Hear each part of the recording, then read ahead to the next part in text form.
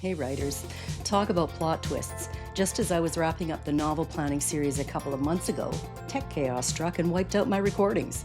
My laptop came back from repairs at the same time I was heading out of town.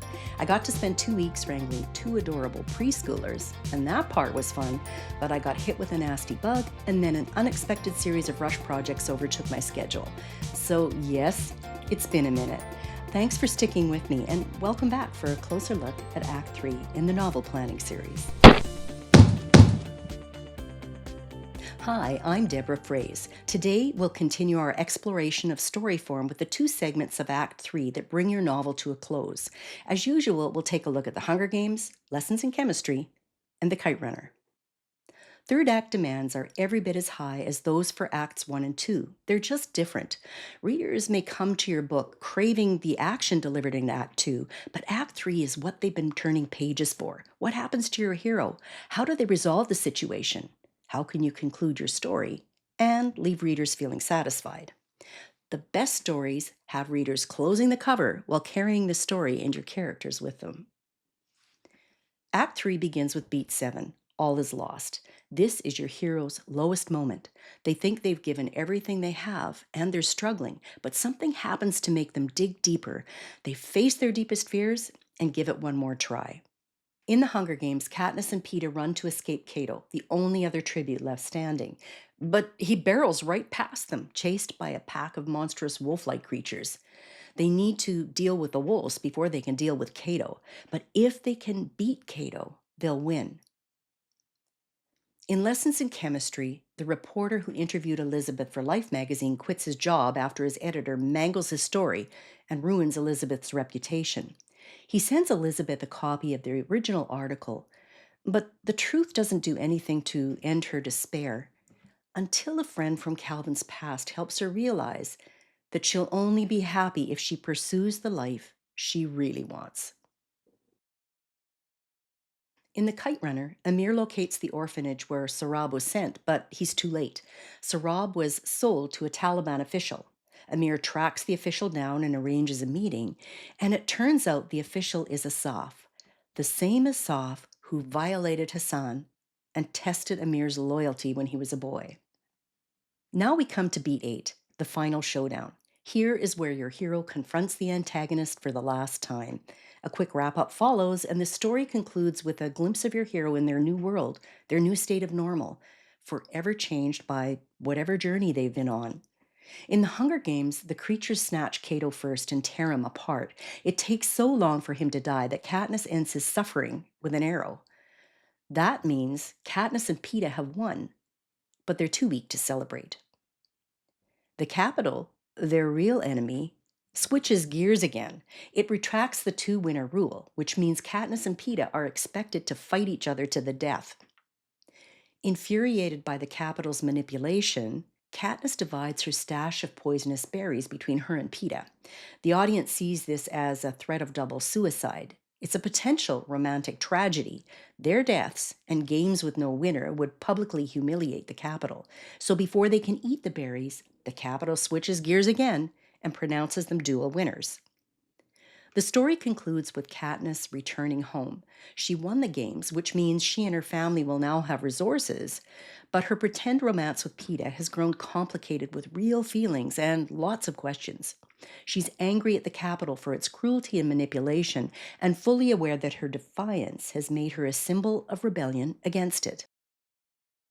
This particular ending meets the tricky needs of series writing. There's no greater turnoff for readers than a disappointing finale or one that forces them to delay gratification till the next book. You can leave readers with a hook, but you can't tear their guts out. While the Hunger Games conclusion obviously doesn't resolve all of Katniss's problems, it provides a satisfying close to her initial problem, surviving the games. She's home again in this new world of Act 3, and for the moment, she's safe. At the same time, her realization that she's become a symbol of rebellion opens the door for the next book in the Hunger Games trilogy.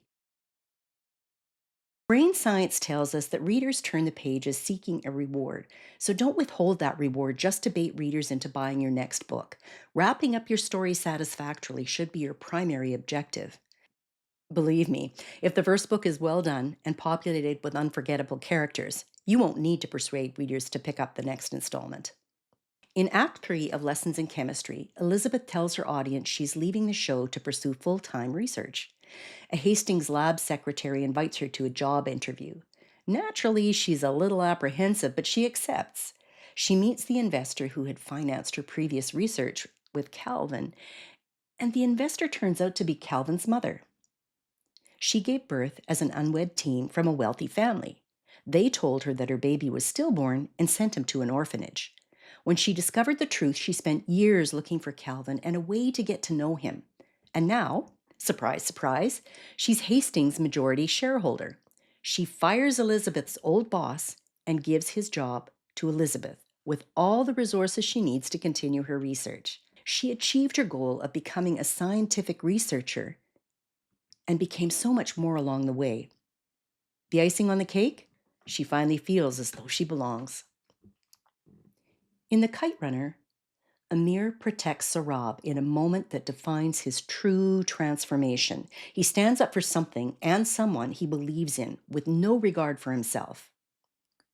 Asaf beats Amir senseless, but before he can kill him, Sarab takes careful aim with a slingshot and strikes Asaf in the eye. In doing so, he rescues Amir from a bully, just as his father had done decades ago. Amir and Sarab manage to escape. Amir is committed to bringing Sarab home with him, but the process is so fraught with challenges that Sarab attempts suicide. When they finally make it to California, Sarab remains withdrawn. But Amir is persistent and patient, and he shows Sarab the love and support he had longed to experience as a boy. One fine spring day, Amir takes Sarab to a kite fight. When their kite wins, Amir runs to claim the last fallen kite for Sarab, just as Sarab's father had run to claim the last fallen kite for Amir so long ago. And so the Kite Runner comes full circle in this beautiful way.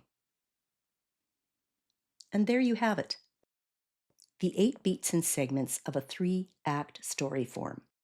Act 1 draws readers into your protagonist's ordinary world. Act 2 provides them with the action they're looking for as your hero adjusts to a new situation. And Act 3 leaves a lasting impression for readers to walk away with, a vision of your hero living in a brand new world. Planning your novel requires a lot of thinking and a lot of juggling. If you're averse to detailed planning, remember, understanding the rhythm of story form is far more important for initial drafting than knowing all the details or planting them in just the right place. Leave that for future you and future drafts. If you know your characters well and pay attention to the emotional resonance of your beats, you can usually feel your way through the initial draft without getting tangled in logistics or structural analysis. Of course, some projects are naturally more complex than others, and it's hard to move forward until you solidify the details.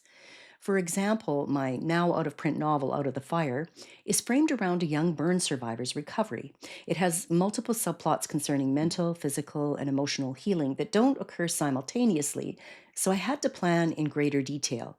I charted a healing timeline for each aspect of recovery and coordinated it with other plot elements. Remember, whether you work with a detailed plot or prefer beginning with only general objectives in mind, there is no right or wrong way to write, only the approach that works for you. Now that we've covered all 8 beats and you have a stronger sense of story form, I'd like to share a super simple approach to outlining your novel by responding to a series of story prompts. Here's the juicy part. Doing so gives you a high-level overview of your story and at the same time inspires a lot of potential subplots. You can use this approach to start building your story whichever way you prefer to write. Curious? Join me for the next episode and the final installment in the novel planning series. In the meantime, pick up a new novel or maybe an old favorite and see if you can locate the 8 story beats holding it together. If you want a refresher on those beats, check out the show notes for episode 4. Thank you so much for joining me again today. Until next time, enjoy that novel. And write, writer, write.